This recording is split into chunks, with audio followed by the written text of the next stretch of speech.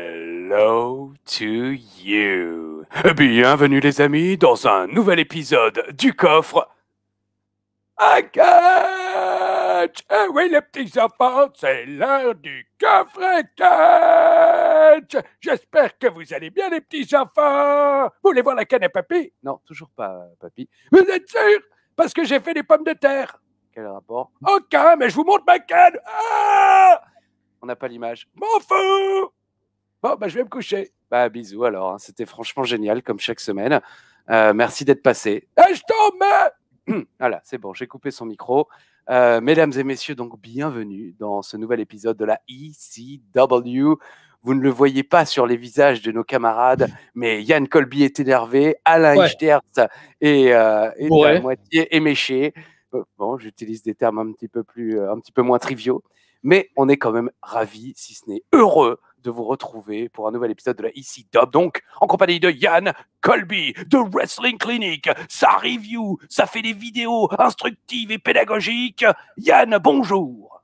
Bonjour Christophe, bonjour Alain, mais Alain n'est pas en reste car il intervient aussi très souvent sur Wrestling Clinic, notamment ce soir même, le jour où nous enregistrons cet épisode de CW pour la review du Royal Rumble 2011. Donc vous savez quel jour nous avons enregistré. Spoiler, à toi Alain, salut. Bon, bah, effectivement. Alors, bonjour Alain, du Garage Ichterz, du même nom de famille que le sien. Attention tout de même à tous ceux qui pensent que c'est lui qui a la thune. C'est pas tout à fait comme ça que ça se passe. J'espère que la voiture roule et que tout roule pour toi, Ali. Oh, quel beau plug, merci beaucoup Christophe. Salut Yann, salut Christophe, salut à tout l'univers d'Ajus. Oh, on va parler de plug aujourd'hui, c'est super. Hein. D'ailleurs, oui. j'ai envie de dire. Oui. Oh, ici Dub.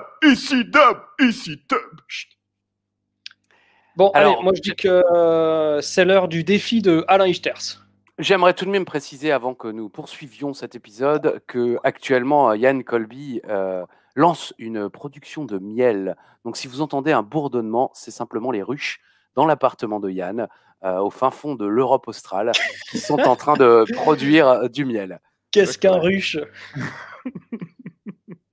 Petit clin d'œil à tous les amoureux du live de la clinique. Moi, j'allais faire une blague avec les communistes, quoi, les ruches. Il y a les ruches qui débarquent.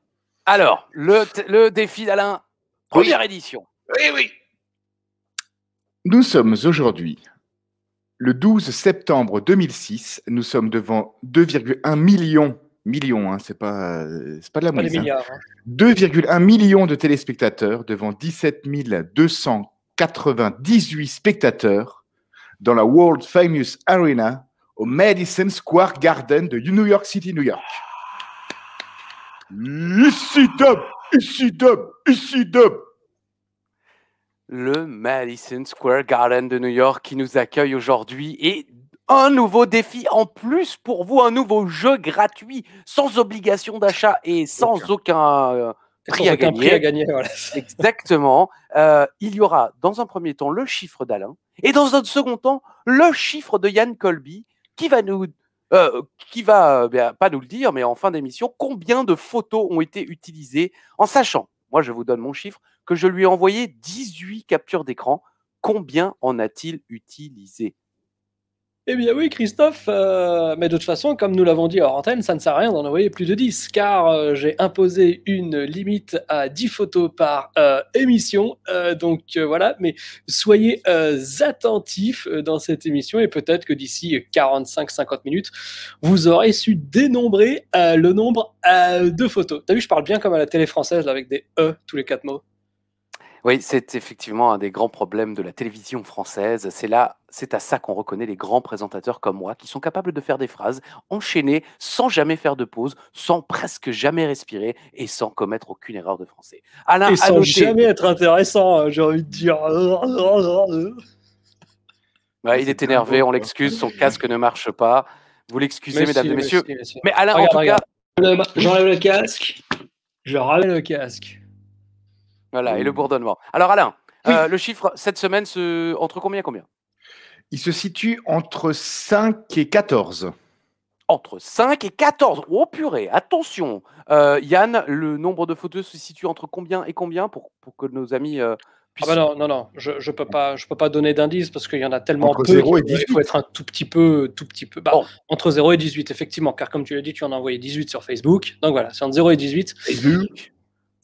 14. Ah, eh ben moi, je propose le 10. Le 10 de Platini, le 10 de Zidane, le 10 de De Mostovoy. chute. Et le 10 de chute. Non, le 10 de Der, on dit, mais c'est pas grave. Allez, hop, déjà 5 minutes 30 d'émission et nous n'avons même pas encore évoqué l'émission du jour. Un résumé de l'épisode à venir. Un épisode historique, puisque la ECW est en direct du Madison Square Garden de New York. Rob Van Dam tente de régler son compte à Holly. Sabu tente de détrôner le Big Show. René tente d'être extrême et Joey Styles tente d'éviter les seins d'Ariel. En plus, il y a CM Punk. C'est ce soir dans la ECW. Ça vous va ce résumé? Franchement, Écoute, oui. c'est haletant, c'est pimpant, comme ça, c'est plein de bonne humeur. Petite spécification pour le nombre de spectateurs présents dans le Madison Square Garden. 17 298, c'est le chiffre officiel annoncé par la WWE. Par contre, il y a d'autres chiffres qui ont été diffusés comme ça sur l'internet, plus proches de la réalité, à savoir 12 000 pour Raw, parce qu'effectivement, on est le 12 septembre 2006 pour la diffusion. D'habitude, c'est enregistré avant le SmackDown, mais là, exceptionnellement, c'était enregistré avant Raw de la veille. Et Raw, effectivement, il était annoncé à 12 000. Donc, le temps que ça se remplisse, etc., je pense que le show que nous allons reviewer se tenait progressivement entre 6 et 10 000. Voilà. Donc, il y a beaucoup de chiffres différents qui sont dispo pour cette date. Et il faut noter dans des photos qu'on ne verra certainement pas, puisque Yann les aura coupées au montage, qu'à un moment, on nous annonce ECW sold out sur l'avant du Madison Square Garden, mais quand on regarde le show et qu'il y a des prises de vue du public, on voit parfaitement qu'il y a des nombreuses chaises vides. Donc effectivement, on est loin d'être sold out. Alors je vous propose de commencer avec This is NXT UK. Ah non, ça c'est la pub juste avant, en fait, rien à voir. Mais à chaque fois maintenant, j'ai NXT UK, donc je vais oh purée, je me suis trompé de show. Non, pas du tout. C'est la publicité pour NXT UK. Segment numéro 1. Le public est chaud. Et des mecs ont peur de la caméra. Je sais pas si vous avez remarqué, dès le début, la caméra se promène dans le public et il y a des gars, oh purée, il y a une caméra. Ils ont direct peur. Non, mais c'est vrai. La ECW est au Madison Square Garden. Paul Heyman fait son entrée avec sa sécurité. The Father of Extreme, comme l'annonce Justin Roberts, Taz et Styles sont dégoûtés. Il y a quelques mois de cela, ils auraient applaudi des deux mains. Là, oh non, c'est pas le père de l'extrême, que c'est le père de la ECW, il a jamais rien fait, il payait pas les chèques, c'est n'importe quoi. J'ai la promo. Vous voulez la promo? Allez. Non. Ah, ok. Bon, 50-50. Moi, je demande un appel à un ami. Allô? Ah, oui. Qu'est-ce que tu dis? Oh, la stand. Bon, on aura la promo. D'accord. Tac, tac. Sable, gagné. Alors. Le fils prodige, le Messie, le sauveur du catch est de retour dans le hall saint du Madison Square Garden. Vous réalisez que vous faites partie de l'histoire ce soir. Vous êtes dans la salle la plus célèbre au monde et vous allez à un moment historique. Oui, alors j'oublie des mots, certainement. À vous de remettre les mots dans le bon ordre. On s'en rend pas compte. Merci. Après tout le boulot, toutes ces années, ces sacrifices, etc. Le drapeau de ma ECW flotte au-dessus du Madison Square Garden. Pour un gamin de New York comme moi, ici, c'est le centre... attendez, parce que j'ai que 3 lignes pour lire, j'ai un problème technique aussi. Dans l'univers, la grande synagogue, le temple ultime, la grande église, la cathédrale. Bon, après, voilà, il n'y a rien de mieux. Il nous rappelle que voilà, c'est un gamin de New York, c'est un rêve qui se réalise pour lui. Et il voudrait remercier quelqu'un. Et là, il nous l'ajoute très McMahon. Je ne sais pas si ça vous a fait penser. Oui. Stéphanie et Triple H l'ont fait il n'y a pas si longtemps que ça. Je veux remercier moi. Qui aurais-je dû remercier? Il y a 5 ans, c'était la faillite à cause de vous. Vous me disiez, je veux les Rob Van Dam, je veux les Sabu, je veux les Sandman, je veux les Dreamers. Alors allez vous faire boire. Puis je me suis écouté, j'ai fait les compromis avec Vince McMahon. Et nous voilà, des bingos jusqu'au Garden. De rien les enfants, de rien pour mon boulot, mon ingéniosité, c'était mon idée, mon concept. Ce soir, votre champion. Et là, Sabu arrive. Voilà. Il est super ému, Paul Heyman, d'être à Madison Square Garden. Malgré le fait que ce soit pas vraiment sa ECW, je le trouve vraiment très émotif dans sa promo. C'est une belle promo de heel, comme Paul Heyman sait très bien les faire. Et je le trouve ému. Je pense qu'il est vraiment content d'être à Madison Square Garden et d'ouvrir ce show. Je pense que c'est un acteur et qu'il s'en tape complètement. D'accord.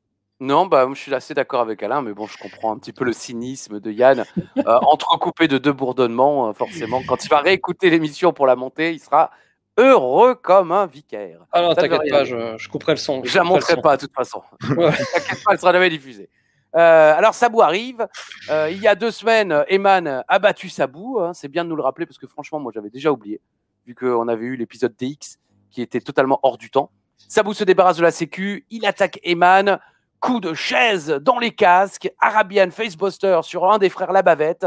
Je sais pas pourquoi j'ai appelé le frère Labavette, mais bon. Nous, ça leur va bien. Et tiens, un SMS. Toc toc, c'est Bull, on t'a dit. Ok, j'arrête. Wash up. Alors, tu vas payer le prix, un prix géant, et Eman annonce ce soir, ECW sera défendu. Alors, le titre, pardon. Au Madison Square Garden, pour la première fois, Big Show contre Sabu, Extreme Rules. Et ça se termine par un triple jump plancha qu'on voit ici sur la sécurité. Le public est chaud. J'ai trouvé ce segment très bien fait. Le public se calme, certes très vite, mais franchement, il y a de l'ambiance. Les gens sont assez enthousiastes. Complètement Merci. d'accord. Ouais, non, j'attendais que Yann commence, mais en fait, c'est vrai que Yann ne va pas parler. J'ai trouvé que c'était une excellente promo d'ouverture. On est à Madison Square Garden, la foule est bien chaude. Sabu, c'est le top face. Quand il arrive, le public, ça fait réagir le public. On voit vraiment qu'il a un problème avec Iman. L'acting est bien fait. Les inspecteurs à la bavure là se servent à quelque chose, au moins à prendre les bumps de Sabu et les coups de chaise de Sabu sur leur casque. Donc c'est safe. Donc oui, c'est pas mal. Et puis en plus, on a l'annonce du clou du spectacle, du main event. Sabu Big Show, Extreme Rules pour le titre. Je t'ai spoilé, Agus. Eh ben, comme on l'avait dit les semaines dernières, moi je me dis, il faut que Sabu devienne champion, parce que sinon, si on le fait affronter le Big Show chaque semaine et qu'on lui donne pas la ceinture, il y a un moment où plus personne n'en a rien à faire. Ouais. Et là, on est au Madison Square Garden, donc je me dis, on se C'est spoil ce pas à la soir. fin de l'émission, on verra. C'est ce soir ou jamais. Et si c'est pas ce C'est ce que soir, je prédis un décrescendo de l'overness de Sabu dans les semaines à venir. Je me suis dit exactement la même chose. Je me suis dit, c'est ce soir. Vu en plus le début d'émission et la réaction du public, on va finir ce show en apothéose avec Sabu qui remporte le titre de la ECW en battant le Big Show dans un match extrême en plus. C'est sa stipulation. Ça fait des semaines qu'il cherche à éviter cette rencontre en règle extrême. On en reparlera tout à l'heure puisqu'on reverra les images, non pas grâce aux photos, mais vous commencez à compter. Hein, n'oubliez pas les photos, le défi de Yann. On compte qu'une fois les photos. Hein, celle-là a déjà été diffusée. Hein. Bon, Rob Van Dam contre Hardcore Holly. C'est donc le segment numéro 2. Rob Van Dam fait son entrée. C'est un match normal. Hardcore Holly est bien sifflé par le public, il faut être honnête. Rob Van Dam, lui, est très plébiscité. Beaucoup de chants RVD, RVD, des manœuvres rapides en début de match. C'est un match assez disputé. On a des belles manœuvres de toutes parts. Un pescado, c'est-à-dire une slingshot plancha de Hardcore Holly, ce qui est assez rare pour être souligné. Un moonsault foiré de Rob Van Dam en partant de la barrière. D'ailleurs, à ce moment-là, il fait peur à un gamin. Je ne sais pas si vous avez remarqué, il y a un petit gamin qui lui tape dans le dos. Et Rob Van Dam se retourne. Et le gamin, il dit « Oh putain, il va me mettre une droite !» Et en fait, non, Rob Van Dam se retourne parce qu'il veut monter sur la barrière. Et le gamin part en courant. Si vous n'avez pas vu cette image, c'est assez amusant. Je vous invite à aller la revoir. Et je dis loupé parce qu'il passe par-dessus Hardcore Holly. Mais c'était peut-être prévu parce qu'après Hardcore Holly, ou alors on a affaire à 2 professionnels, mais Hardcore Holly reprend le dessus du match après cette manœuvre loupée de Rob Van Dam. Qu'est-ce que je peux dire si, il y a quand même Rob Van Dam qui contre avec son pied un saut de Hardcore Holly de la 2e corde. Oui. Mais Holly oublie que Rob Van Dam doit contrer, donc il tombe comme un porc sur la jambe de Rob Van Dam. J'ai noté que si ça avait été Sid, la jambe aurait explosé sur place. Parce que Rob Van Dam est musclé. Et à ce moment-là, l'arbitre compte et il y a un mec qui gueule « Ta gueule !» à l'arbitre. J'ai trouvé ça cool. 1, 2, ta gueule! Ok, j'arrête de compter. Bon, retour de Rob Van Dam, spinning heel kick, rolling thunder, rolling monkey flip. Taz se demande si des singes volent. Merci Taz. En écoutant Taz chaque semaine, je me sens moins mauvais aux commentaires. Franchement, je me dis ça va. On est con, mais pas autant que Taz. Styles lui dit d'aller aux eaux de Bronx. Et finalement, Holly joue casse-noisette sur Rob Van Dam. Superplex. Non, Rob Van Dam contre. Et puis là, Stevie Richards. Oui, incroyable quand même. Mike Knox et test. Voilà. Mais Stevie Richards, quoi. J'ai pas compris. J'osais espérer Beauvais. que vous me... José Beauvais, très bon. J'aurais aimé que vous me l'explicassiez, mais je pense qu'il n'y a pas d'explication que Stevie Richards arrive avec Mike Knox et Test. Alors que je trouve que en heel, ce serait une bonne adjonction dans leur duo, quoi. C'est quelqu'un qui sait parler au micro, qui... Enfin, j'ai trouvé ça vraiment bizarre, j'étais vraiment surpris. Je fais, qu'est-ce que fout Stevie Richards ici, quoi. Est-ce que c'était la semaine dernière ou il y a 2 semaines qu'il a affronté je ne sais plus qui d'ailleurs? Balls. Balls, Bah, ouais. alors, tu n'as aucune info, quoi. Tu sais juste qu'il avait un match, mais on ne sait pas quand, on ne sait pas contre qui. Oui, il était là. C'était il y a 2 ou 3 semaines qu'il était là. Il y a 2 ou 5, moi. Non, mais peut-être que tout simplement, il commence un petit peu à le pusher. Alors toi, Christophe, tu as parlé de Taz qui nous demande si les singes volent. À un moment, il y a une espèce de collier comme ça, et puis il y a Joey Styles qui dit regardez les quadriceps et les ischios de Bob Holly. Et là, il y a Taz qui commence à vouloir faire un petit cours d'anatomie. Il fait ouais, les cuisses et les mollets. Enfin, non, pas les mollets, le haut de la jambe, quoi. Et Joey Styles qui fait ouais, merci. Merci Taz. D'ailleurs, je me souviens d'une magnifique anecdote. Ah. Dans les Vosges, un jour, j'étais chez un ami. À table, il y avait une kiné qui me soutenait mordicus que les ischios étaient sur le devant de la cuisse. Et je lui dis non, bon, alors, ça c'est les quadriceps, les ischios c'est derrière. Elle me dit ah non, c'est certain, les ischios sont devant. Donc bonjour à Clément hein, et bonjour à tous les kinés qui connaissent rien leur métier. Ouais. Oh, bah, on peut pas mettre Clément dans le même sac. Enfin, j'en sais rien, je ne l'ai jamais pratiqué. C'est un ami kiné que nous avons qui a notamment soigné Uva. Donc, il fait partie du cercle très fermé, du inner circle, comme on dit à la Il n'a jamais soigné Uva. Ah non, il s'est contenté de le facturer. Voilà, c'est ça. Uva, en fait, a toujours refusé d'y aller parce que il savait très bien que s'il allait voir Clément débarquer avec une blouse blanche, il allait lui éclater de rire à la gueule et qu'il allait rien pouvoir faire. Bon, pour en revenir à notre émission... Parce que c'est le catch, quand même. Rob Van Dam se fait tabasser à 4 contre 1. Et puis là, fausse zik du Sandman et énorme pop dans le Madison Square Garden. Ce sont le Sandman et Dreamer qui viennent sauver Rob Van Dam. Et pardon, Stevie se retrouve seul et se prend la canne, le DDT et le 5-star Frog Splash. Et c'est là que je me demande si Stevie a rejoint ce groupe de méchants pour de bon ou s'il était juste là cette semaine pour servir de chair à canon et épargner les 3 autres. Honnêtement, aussi, en 2021, je me dis qu'on aurait eu direct un match à 6. Il y aurait eu une pub et on serait revenu et il y aurait eu un match. Oui, 6, 8 selon le nombre de belligérants. Bah après, j'ai pensé à la même chose et après je me suis dit bon, c'est vrai que l'émission fait que 45 minutes et puis c'est aussi plus productif de ne pas tout de suite griller la cartouche et de donner le match la semaine prochaine. Et en parlant de griller une cartouche, la semaine dernière, on avait déjà Rob Van Dam, Hardcore Holly, on s'est dit tiens, déjà. Et là, deuxième semaine, deuxième match. Tout à fait. Mais ça va être compliqué de garder le truc un petit peu haletant, quoi. Bah, c'est-à-dire que là, ils nous font des faux finishes, en quelque sorte, disqualification, intervention. Donc, on attend évidemment un match où il y aura une véritable fin, un véritable vainqueur, certainement une stipulation. Au vu de ce qu'ils nous présentent là, moi, j'imaginerais un match en cage. J'imaginerais Hardcore Holly, Rob Van Dam en cage afin d'empêcher toute intervention. Ou alors, pourquoi pas, un match des bûcherons extrême avec chaque groupe en dehors du ring. Mais est-ce que Stevie Richards, ça c'est ma vraie question, est-ce que Richards est là pour une semaine et pour se faire tabasser à la place des autres, ou est-ce qu'il sera là la semaine prochaine aux côtés de... Parce que direct Styles dit ouais, le renégat, le traître, comme s'il y avait eu un indice, comme quoi Stevie Richards avait tourné son dos à la ECW, quoi. Alors qu'il n'y a jamais eu d'indice, enfin on nous a rien montré. Non, il est vraiment sorti de nulle part, c'est pas un hasard.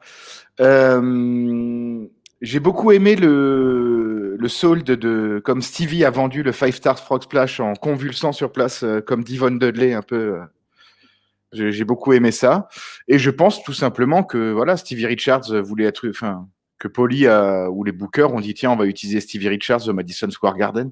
Je suis pas sûr qu'ils vont aller quelque part avec. Je suis curieux de voir la suite. Moi, mais je rajoute un truc. Hardcore Holly est une très bonne adjonction à ce programme. Je trouve qu'il colle vraiment bien avec le produit. Il est bien Hardcore Holly. Moi, je pense qu'ils ont un roster qui n'est finalement pas suffisamment profond pour se permettre des excentricités, quoi. Ils ont 45 minutes chaque semaine et puis ils balancent quasiment tous les mecs parce qu'ils n'ont que ces mecs, quoi, d'une certaine manière. Bah, oui et non, parce que on sait qu'ils ont quand même encore du Tony Mamalouk, comment il s'appelle son camarade, du Guido. Ils ont quelques gars qui pourraient pallier à ce manque de profondeur. Mais bon, c'est vrai qu'ils Comme sont pas disait le grands. voisin. Voilà. Le voisin de palier. Segment numéro 3. Styles et Taz nous rappellent que ce sera extrême entre Sabu et Big Show ce soir. Ah oui, non, pas là, c'est moi qui dis. Ce soir, c'est donc Sabu qui bat le Big Show. Non, point d'interrogation. C'est ce que disait Yann en début d'émission. Là, moi, j'ai attendu 3 segments pour me le dire. On nous rappelle les derniers événements entre Show et Sabu, et notamment la disqualification il y a 3 semaines, pour illustrer le fait que ce soir, ça sera sans disqualification. Segment 4. Promo pour le Marine avec John Cena. Bon, il n'y a pas d'image, mais visiblement, on revient d'une bande-annonce. Et Joey Styles nous dit « Ouais, incroyable, le Marine avec John Cena, ça va être formidable. » Je n'ai jamais vu. Aucun. Moi non plus, j'aime la vie, donc j'ai évité. Oh. 12 Rounds avec John Cena était pas mal. Avec des producteurs du film là, In the Boss. You know, c'est le père de... dans Seinfeld. Oui, le père de Seinfeld, le père de... Oh, purée. De Ben Stiller. Voilà, George Costanza dans Seinfeld qui dit With the lady in the bus. C'est Drive, ou je sais plus comment, mais le film où le bus il doit rouler à une certaine vitesse. Bon, on s'en fout. Allez, 12 Rounds. Voilà, exactement, Speed. Les producteurs de Speed ont fait 12 Rounds. Ça y ressemble un peu d'ailleurs, mais c'est pas mal. Rien à voir avec le Marine. CM Punk est dans la place. Tout bien. Les débuts de Punk au Madison Square Garden, point d'interrogation, je pense que oui. Et il a l'air tellement heureux. Oui. Il y a tellement d'émotions dans son visage, dans son regard. Alors, des grosses cernes aussi. Hein. Et il prend pas d'alcool, pas de clope et pas de sieste, CM Punk. Mais ouais, il a l'air. Ça fait plaisir à voir. Franchement, de voir un mec qui certainement a rêvé toute sa vie d'y être, et là il y est, et c'est joli, je trouve. Il est ému, vraiment. Il est ému, on le voit, et puis c'est le premier truc qu'il dit. Il dit pas It's Clobbering Time, mais il crie Madison Square Garden. Il est vraiment content, Punk. C'est le catch en fait. Moi, je trouve que c'est la beauté du catch. Oh mon Dieu, Shannon Moore. Il va casser la gueule de Shannon Moore, quoi. Ouais. Le rejeté, Shannon Moore est là. On revoit la claque et les presque larmes de la semaine dernière.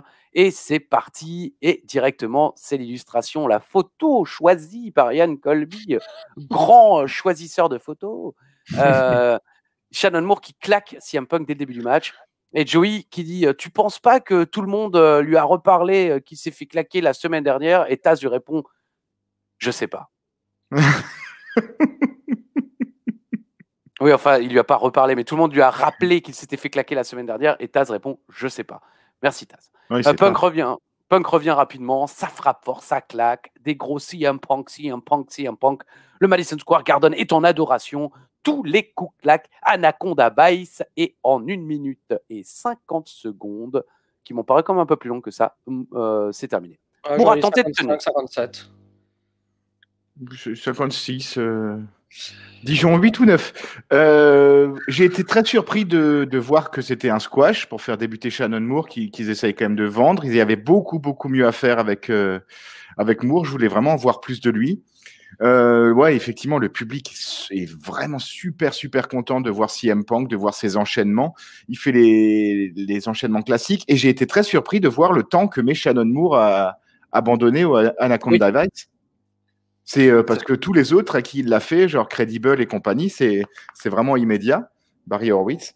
Mais là, non, il garde. J'abandonne pas, les gars. Moi, je me demande si c'est pas une fausse bonne idée, où ils se sont tirés une balle dans le pied en faisant débuter Shannon Moore, comme tu l'as dit, Alain. Si tu fais débuter un mec, c'est quand même la règle du catch. Le but, c'est qu'il soit plus ou moins over, ou de plus en plus over de semaine en semaine. Et donc, tu le fais débuter contre qui tu veux, mais certainement pas contre le mec externe qui a le push le plus efficace jusqu'à présent, parce que sinon t'es obligé de faire quelque chose qui n'est pas bon. Et je me demande si en fait le fait que Shannon Moore attende autant avant d'abandonner, c'est pas eux qui se disent d'une certaine manière et ben c'est ça qui va comment dirais-je, le permettre d'être un peu poussé et qui va le différencier des autres. Alors que finalement, au bout de 1 minute 50, qu'il abandonne au bout d'1 seconde, au bout de 4 secondes, tu retiens uniquement qu'il s'est pris une claque la semaine dernière, hop là par ici, et que cette semaine, il a perdu en moins de 2 minutes. Oui, Yann Colby parle à ses pouces. D'abord, il les met là et hop là par ici. Et le pouce arrive. C'est Yann Colby. Il y a le buzz. Yann Colby, cette semaine, a décidé de faire le buzz. C'est ça qui est bon.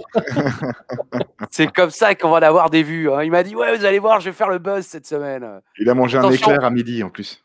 Laissez-moi vous rappeler, vers la Blague, fin. De là, voilà.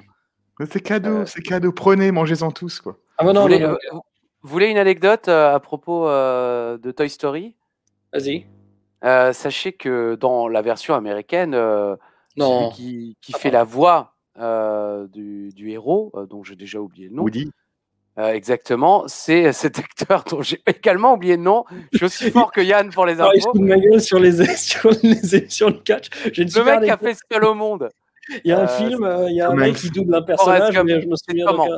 C'est Tom Hanks qui fait la voix du personnage. Mhm. Et pour les jeux vidéo, il n'avait pas envie d'y aller, ça le fatiguait.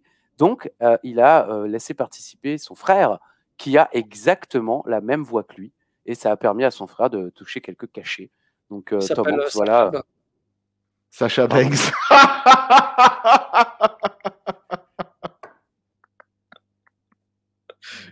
Je pensais pas que ça allait le faire rire comme ça. Celle-là est bien. J'ai une autre anecdote sur Toy Story, sur les voix. Le tyrannosaure, Rex, il s'appelle, est doublé par Henri Guibé. Ah voilà. Oui, c'est vrai. C'est cadeau, ça aussi. Ça, je le savais aussi. Ouais. Mais en tout cas, merci. Et j'espère que vous êtes contents. L'univers d'Ajus, des vannes, des anecdotes et du catch. Et les chocs slime. Segment 5. Grande Allez. soirée ce soir. Big Show versus Sabo pour le titre extrême. Et puis les débuts attendus de l'athlète la plus extrême dans la ECW, moi, René Spray. Il dit rien en français cette fois, mais il dit tout ce que je viens de dire. Grande soirée, Big Show contre Sabo pour le titre extrême. Oui, alors c'est 1001 nuits. C'est les 1001 nuits de Québec, là. Voilà. Et puis, les débuts attendus donc de René Dupré.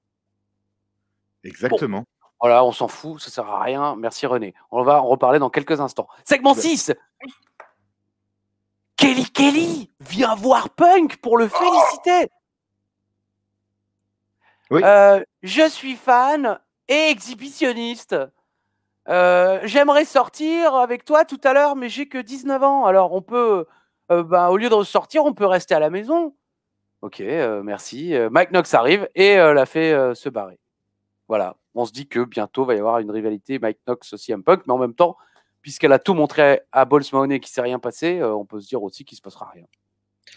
Alors moi, quand Mike Knox part avec Kelly, Joey Styles nous dit le petit copain jaloux. Genre, Mike Knox est un méchant. Oui. Mais replaçons les choses dans leur contexte. Kelly pousse. Elle a un copain. Elle va chercher Balls Mahoney. Elle lui dit tiens, regarde mes tétés, mais pas trop parce que je suis pressé. Cette semaine, elle est toujours avec son copain. Elle vient voir CM Punk. Elle lui caresse le torse, etc. Et quand le mec lui dit, enfin déjà, il casse pas avec elle, mais il lui dit viens, on rentre à la maison. C'est lui qui est présenté comme un méchant, comme un jaloux, etc. Moi, si ma nana se met à poil dans tous les sens et qu'elle tripote CM Punk dès que j'ai le dos tourné, évidemment, je suis jaloux. Enfin, un autographe, quoi. Bah oui, bien sûr. C'est pas. Non, mais dans cette histoire, c'est Kelly qui est une. Voilà, on va pas dire le terme. Et Mike Une Knox. fille volage. Volage, ouais. La Quoi volager. Oh. Cantare. Mais poursuis, hein. J'essaie de cacher le buzz avec de la musique. Oh. Bah non, c'est tout, il n'y a plus rien à dire. C'est que je comprends pas pourquoi. Enfin, c'est. Là, on est dans l'inversion des valeurs, quoi. Avec Mike Knox qui est jaloux. Enfin, il a toutes les raisons d'être jaloux. Oui. Elle n'arrive pas à dire congratulate. Ah bah c'est comme ça qu'il n'arrive pas à dire exhibitionniste. Hein. I just wanna congratulate you. Enfin, c'est Uva il l'a scripté, ouais. Elle avait Uva dans l'oreillette. I just want to congratulate you. Elle n'arrive pas. Mais sa tenue lui va ravir.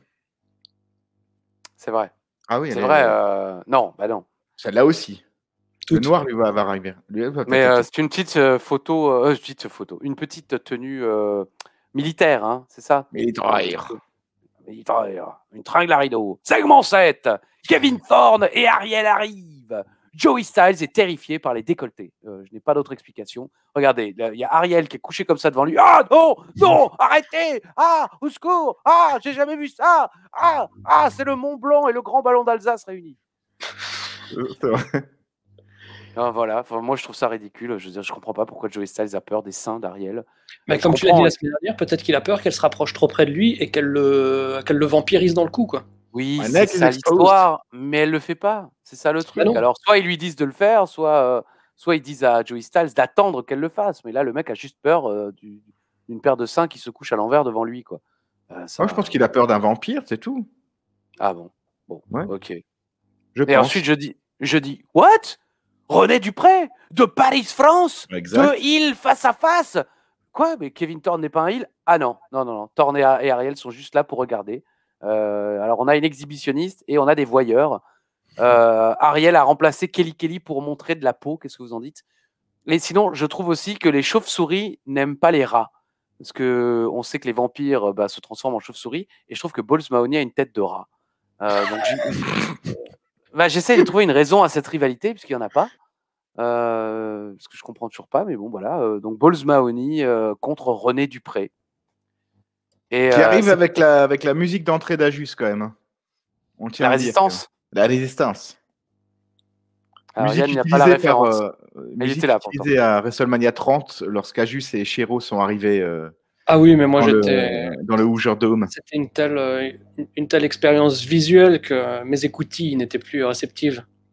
Comme nous d'ailleurs, parce que ni Philippe ni moi n'avons entendu cette musique jouer. Voilà. On ne savait pas que ça jouait. Que disent-je? Voilà. Alors, on est dans le même cas que Shannon Moore, je trouve.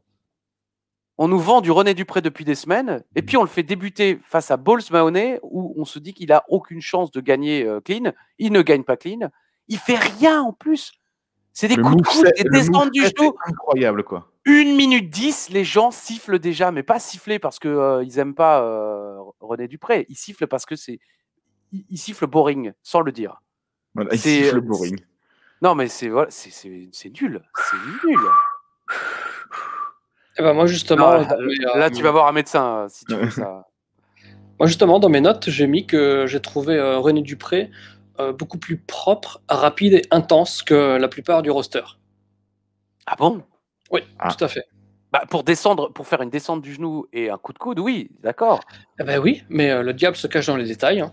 C'est mieux fait que d'autres. Et il fait un five knuckle shuffle. Hein. Ah, mais non. Ok. Ça, c'est plutôt le coup de poing de Ted DiBiase, ça. Ouais, mais il y a le petit truc sur l'épaule qui ressemble à John Cena, le petit je m'essuie l'épaule. Ouais, il y a l'épaule. Il y a l'épaule. Bon, mais, en tout cas, la danse apporte un peu de... Paul Anka, Paul Ring. Ariel est choqué de voir Dupré se faire retourner comme une crêpe par un spinebuster. Et puis, Balls va chercher une chaise, on ne sait pas pourquoi. L'arbitre la prend. Kevin pousse Balls sur les escaliers. Gros choc, ça c'était un spot assez violent quand même, impressionnant. Et finalement, René Dupré gagne en 3 minutes et quelques. Voilà. Match pourri, fut tout aussi pourri. C'est de la merde. C'est de la merde. Moi, j'attendais une catastrophe et j'ai bien aimé la performance de René Dupré. Je l'avoue, je le maintiens. D'accord. Le mec veut bosser au Canada, il n'y a pas d'autre explication. Le gars, il a des contacts. Non, mais en plus, il est contre l'autre Clodo, là. Donc, forcément. Joel Clodo, voilà, exactement. Moi, j'ai trouvé le moveset de René Dupré pas trop extrême, parce qu'il a quand même répété depuis 4 semaines qu'il est le plus extrême des extrêmes à la ECW. Et il n'y a rien d'extrême dans son moveset, et j'ai trouvé ça vraiment bizarre quand même. C'est plus propre et plus intense que tous les autres mecs du roster. D'accord. Écoutez, n'hésitez pas dans les commentaires à... Comment dire à dire que j'ai tort. Non, à trancher entre Alain et moi et Yann. Dites-nous qu'avez-vous pensé des débuts de René Dupré. Alain et moi, on a trouvé ça décevant et ennuyeux. Yann trouve que c'est du 5 étoiles. Misawa n'a qu'à aller se coucher. Kobashi peut aller se faire prendre par Kavada. Oui, j'ai voulu dire Kev Adams et en même temps j'ai dit Cavana. Ça n'a plus aucun sens. Segment 8 Jean-Marie Cavada, quoi. que je croise souvent dans le train, mais dont j'oublie toujours le nom. Merci Alain. La prochaine fois que c'est fini, mais la prochaine fois que je le croise dans le train, Il a je de la pourrais marche dire. du siècle. Oui, parce que il est député européen. Donc il était souvent dans les Paris-Strasbourg. Alors, hé Jean-Marie Vous devez me confondre avec Monsieur Le Pen. Non, mais non, Cavana. Non, vous me confondez avec Kev Adams. Non, mais non, Paul Mahoney. Non, il n'y a plus aucun rapport là. Alors, segment 8. Matt Striker nous rappelle qu'il est prof de New York. Oui, j'ai pris une belle. Là, celle-là, il l'a gardée, cette photo. Hein. Ça, là... Alors, on nous demandait tout à l'heure d'aller voir des singes aux zoos du Bronx. Ils sont là, les singes. Hein. Après avoir appris au Sandman, et là, je me suis arrêté, en fait. Donc, j'ai deux phrases de la promo. Parce qu'il y a trop de mots, j'ai marqué. En résumé, Striker dit que le Sandman squatte avec des gars, et lui aussi. C'est ce que j'ai retenu. Buvez de la bière avec le Sandman ou allez en classe avec moi. Taz déteste Matt Striker, forcément, dès qu'il peut apprendre quelque chose, le mec, ça lui fait mal aux fesses. Moi, j'ai mis dans mes notes, évidemment, t'as pas de dico, donc forcément, tu comprends pas ce qu'il raconte, donc c'est sûr que tu le détestes. Styles rappelle que Striker a été banni de l'éducation nationale, enfin, je dis ça version française, hein, il a été banni de l'éducation territoriale, je dirais. Taz nous dit que le Big Show a un grand match à Armageddon. Eh non, dans ton cul, c'est Unforgiven. Eh ouais, Taz ne sait même pas le pay-per-view qu'il y a ce week-end. On est à 4 jours du pay-per-view et il dit que c'est Armageddon. Bah non, pas du tout, c'est Unforgiven. On voit les images de Raw, Cade et Murdoch et Big Show tabassent DX, puis on voit Vince contre Triple H sans règle. Je me souvenais de ce main event de Raw que j'avais pu commenter. Dans un silence de mort. Non, ça n'a rien à voir, Yann. T'avais qu'à garder les bonnes images. Non plus. Ouais, là, franchement, remets juste la photo. On voit quand même que René Dupré est au-dessus, là. Sérieux, là, on le voit. Hein. Yann a raison. Hein. Regardez-le. Il est fabuleux. Ah, personne n'épouse le coin comme lui, quoi. Ah, c'est vrai. Alors, où est-ce qu'attends? Alors, Ishtou, et je vais faire mute. Attends, regardez, ça va pas faire un pli. Mute mic. Bam. Et voilà, on ne l'entend plus. Alain On ne l'entend plus. Ah, c'est beau. C'est une vieille technique de Philippe Chéreau et Sam Tournade pour me couper le micro. D'accord. Et là, donc, vous m'entendez pas, allez-y, parlez. Là, maintenant, là, on t'entend. Ah ouais? Oui, on t'entend à nouveau. Alors, c'est le moment, c'est l'instant. Préparez les épices. C'est la première fois que le titre CW est disputé au Madison Square Garden. Entrée du Big Show. Sabu arrive. Grosse ovation pour Sabu. Hein. Franchement, moi, j'ai adoré. Exactement. Styles rappelle encore et encore que tout est permis, les gars. Écoutez un petit peu, j'en ai marre. Sabu c'est normal, la ECW a été diffusée le mardi. Le mardi, tout est permis. Non, le mardi, c'est permis. Voilà, comme disait l'auto-école. Bon, en tout cas, pour les jeunes qui nous regardent, c'était le slogan d'M6 à l'époque pour la diffusion de films un petit peu familiaux, destinés à toute la famille afin de pouvoir se coucher un petit peu plus tard, puisque le mercredi était férié à notre époque. Hein, je veux dire, bon, à l'époque de vos grands-parents, c'était le jeudi. Maintenant, c'est tous les jours que c'est férié. Alors, Sabu cherche directement une table. Pub. Voilà. Merci. Sabu lance une chaise sur le Big Show. Le Big Show la repousse. C'était, je trouvais que c'était sympa. Eman hurle les mensurations du Big Show à l'extérieur. Je sais pas si vous avez remarqué. À un moment, il gueule ouais, 2m12, 14. Alors, je me suis dit s'il était le manager d'Ariel ou Kelly, quoi. Ouais, alors, poitrine 95B. Alors, c'est censé impressionner l'adversaire. Bon, oui, certes, il est grand, mais Sabu le voit, il est face à lui, quoi. Il n'a pas besoin de lui gueuler les chiffres.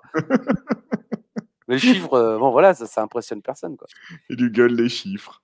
Les chiffres! Oui, il pourrait lui gueuler les numbers! Le numbers, ça fait peur. Le 2m12! Bon. Big Show envoie Sabu dehors et laisse la sécurité s'en charger. Sabu tente de revenir, mais se prend une énorme close down, comme dirait Flash Gordon. Le public est choqué. Big Show sucks. Show marche sur Sabu. Shiro shot de Sabu qui reprend la main. Le public est content. Alors, j'ai beaucoup aimé le selling du Big Show sur le Shiro shot. Et c'est quelque chose que je reproche très souvent à nombre de catcheurs, c'est de se prendre un coup dans les couilles et de le vendre catch, quoi. C'est-à-dire de le vendre sans vraiment le vendre et que ce soit pas spécialement crédible. Et en tout cas, quand tu te prends un coup dans les couilles, ça ne donne jamais la manière dont les mecs le vendent. Et là, le Big Show, c'était quand même, c'était lent, c'était pas immobilisant, mais c'était, j'ai trouvé son selling très, très, très, très bon. C'est vrai qu'il a un Dion pour le selling. Céline Dion. Oui, non, on avait pas compris. compris. Allez, attends, mute. C'est Non, mais cadeau. attends, je mute, t'inquiète. Ok. D'abord, il a dit Milout, hein, je veux dire, Ouais. Van Houten, quoi. Alors, tac dans le pied, il tente le camel clutch, le Big Show se relève, sidewalk slam, Show se retrouve dehors après un saut chassé, la sécurité le remet dans le ring. We want tables, crient les gens. Le Big Show est gentil, alors il prend une table. Là, j'ai trouvé que c'était un petit peu contre-productif. Ouais. Les gens demandent une table, le Big Show est méchant du match, et qu'est-ce qu'il fait? Il va chercher une table. Soit c'était mal prévu dans le match, soit ils sont complètement cons. Mais... Psychologie inversée. Ils veulent que ce soit Sabu qui utilise la table, donc quand c'est le Big Show qui va la chercher, les gens se disent « Bah non, pas toi, Sabu !» Bah ça marche pas, hein, parce qu'il y a innovation quand il prend la table. Hein. Pardon. Hein. Mais Sabu prend une... Eh ouais. Ça ne compte pas comme une photo, on est d'accord. Hein. Les gifs ne comptent pas ça comme c'est un gif. Sabu prend une chaise, et comme le Big Show l'a vu, Sabu, il l'utilise pas. Je sais pas si vous avez remarqué, je pense que Sabu s'est trompé dans le timing. Il cherche une chaise, le Big Show arrive vers lui, Sabu se retourne, il voit que le Big Show le voit, donc il n'utilise pas la chaise, il la pose par terre. Et c'est là que le Big Show veut lui porter... oui, non, mais lui porter je ne sais plus quelle prise, et finalement ça se transforme en DDT de Sabu à travers la table. C'est un choc slime. Voilà, très le DDT. Ça, c'est de la photo. Compte de 2. Coup de chaise dans le dos, puis dans la gueule. Show tombe à travers une deuxième table dehors. Panique dans le camp Eman. À ce moment-là, Sabu oublie que la sécurité a des casques, alors il leur met des coups de poing dans le casque. Et c'est là qu'on voit que les frères La Bavure sont des mecs bien. Ils vendent. Ouais. Sabu, il oublie, donc il leur met des coups de poing dans le casque. Et les mecs, oh putain, il m'a mis un coup de poing dans le casque.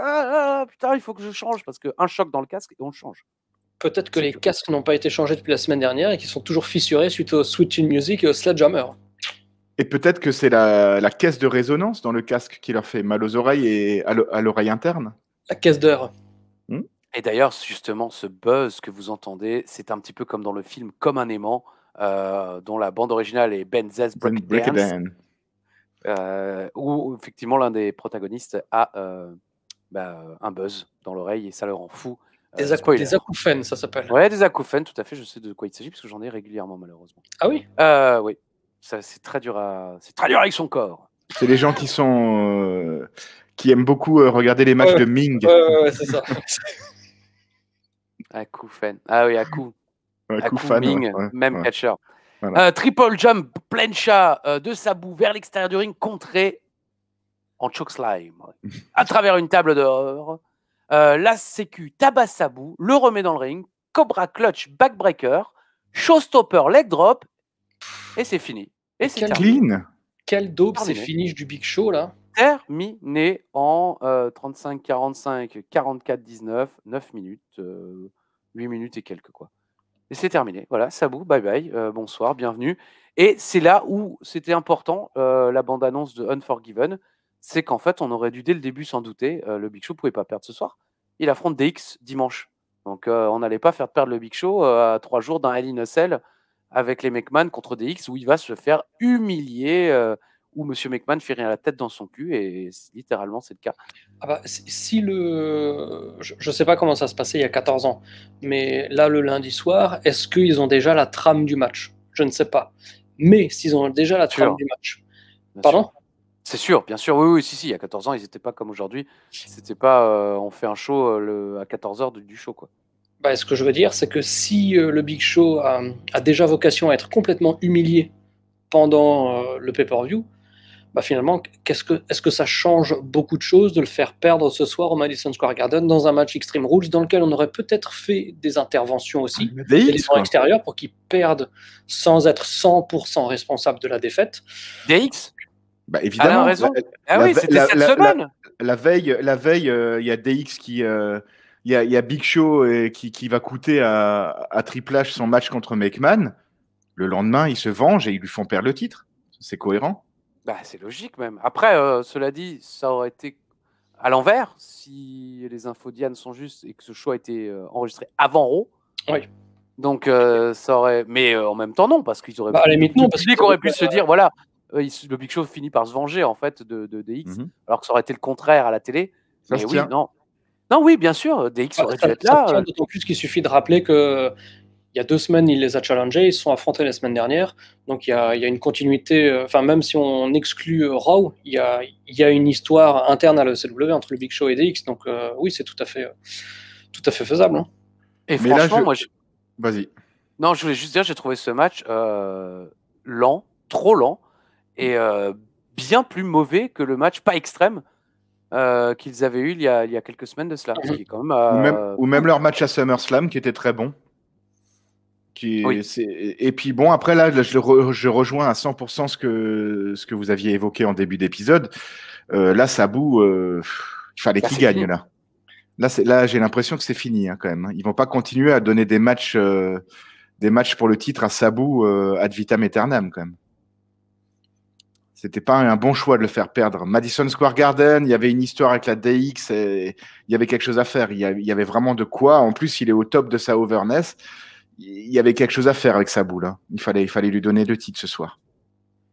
Bah, dites-nous ce que vous en pensez dans les commentaires. Moi, je suis tout à fait d'accord avec vous. Sérieusement, ça aurait fait un moment historique. En plus, un changement de titre ici dub au Madison Square Garden. Donc, pour l'histoire, le Madison Square Garden aurait été gravé dans le marbre. Et puis, effectivement, Sabu était tellement over ce soir-là. Il n'y avait pas mieux. Rob Van Dam, peut-être, aurait été un meilleur choix, mais il est occupé ailleurs. Ils auraient dû faire gagner Sabu ce soir-là. Quitte à faire perdre à nouveau plus tard. Mais voilà, franchement, c'est là où on se rend compte quand même que je pense que la IC-Dub est vraiment un projet de seconde zone pour la WWE et que pour l'instant, elle n'est encore là que pour faire avancer d'autres histoires. Certes, on nous file des petites histoires par-ci par-là en interne avec Hardcore Holly, Rob Van Dam et tout ça, mais qu'en réalité, la grande histoire de la WWE se joue ailleurs et pas ici, IC-Dub. Oui, bah après, quand bien même, franchement, honnêtement, quelles sont les autres histoires que le show CW a pu servir? Vraiment. Tu veux dire dans la grande WWE en général?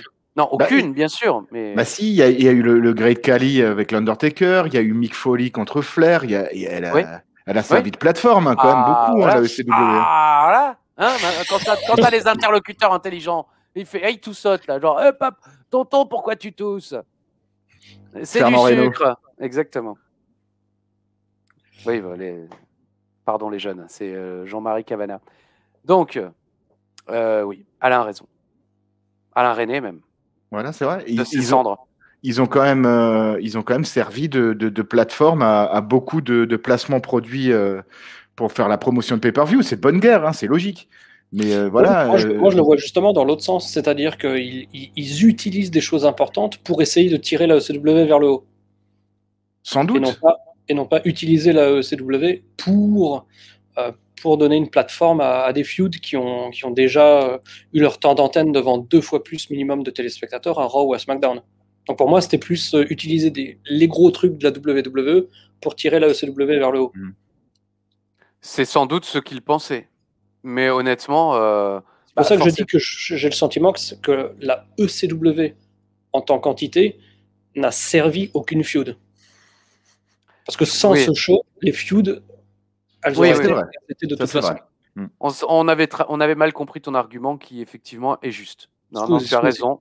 Et force est de constater aussi que ça ne sert à rien, puisqu'on voit l'érosion petit à petit du nombre de téléspectateurs. Là, on est au Madison Square Garden. Alors, il y a un match de championnat. Le truc, c'est qu'il y a un match de championnat aussi toutes les semaines.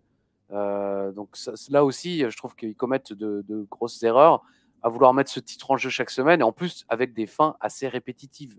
Au bout d'un moment, ça n'a plus aucun sens de mettre le titre IC-Dub en jeu pour que ça se termine toujours de la même manière. C'est un match extrême, certes, mais il y a toujours des interventions et des tables et des trucs comme ça, mais le Big Show ne devait pas gagner ce match clean comme ça. Ok, il y avait la sécurité, mais là, Ekel et Jekyll, là, ils servent à rien dehors, quoi. Ça boulait Ross tout le temps. Pour moi, le Big Show ne devait pas gagner clean avec 2 finishers. C'était vraiment pas un bon choix. C'était une erreur de casting aujourd'hui.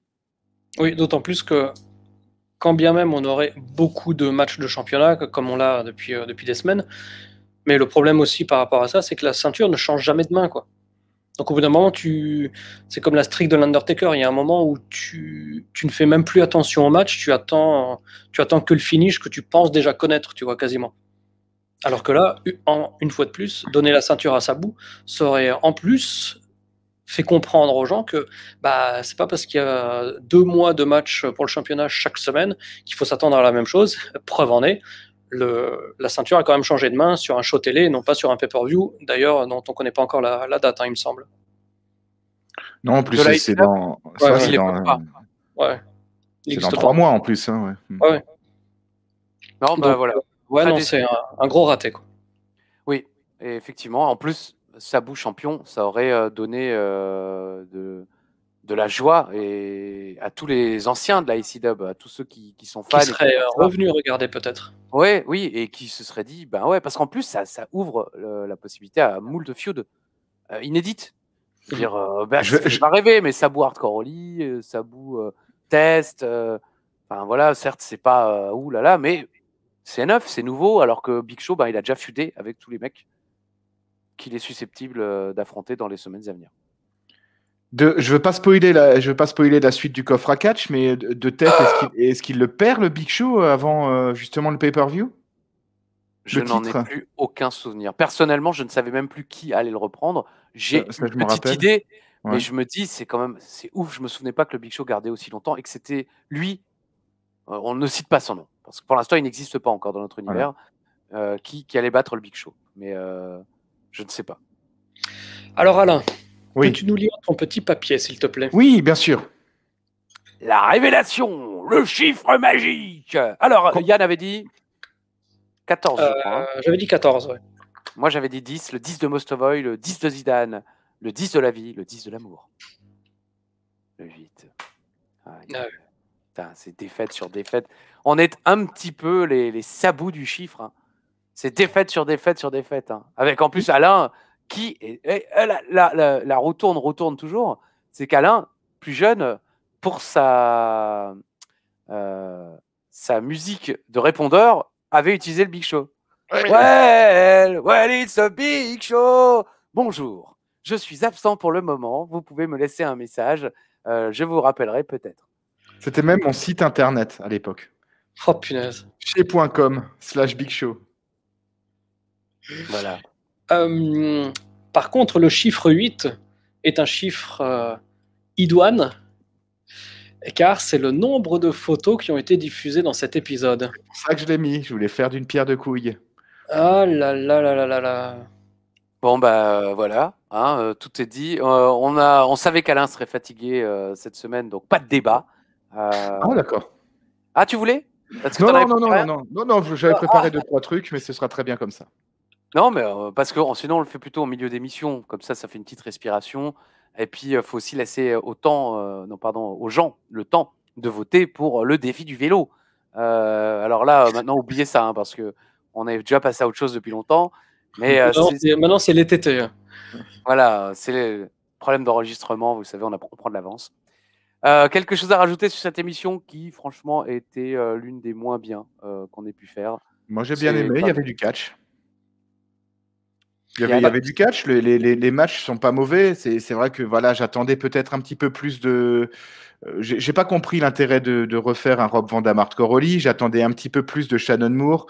J'étais déçu, contrairement à Yann qui pense qu'il est Hall of Famer suprême, qu'il est meilleur que le Rock et que Austin de René Dupré. Tout à fait. Le main event m'a laissé sur ma faim, mais il y avait plus de matchs que de raisons. Les segments backstage n'étaient pas trop longs et divertissants. C'était un bon petit épisode de la ECW.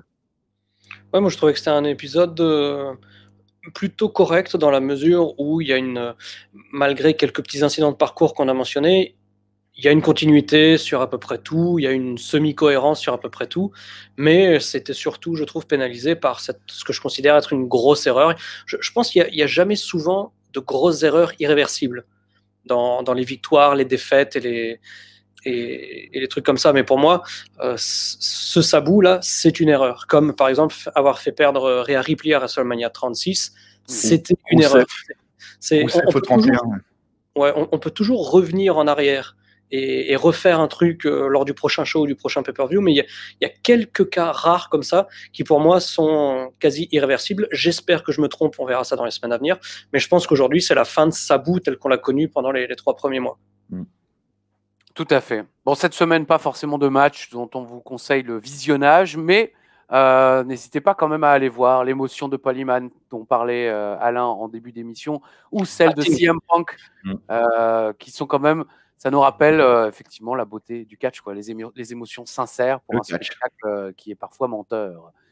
C'est sur ces mots de poésie contemporaine offerte par Christophe Ajus que nous allons nous quitter, sans oublier tout de même de demander un dernier mot à Yann Colby. Ah bah de démoder le t-shirt d'Alain. Et Alain Ichtert.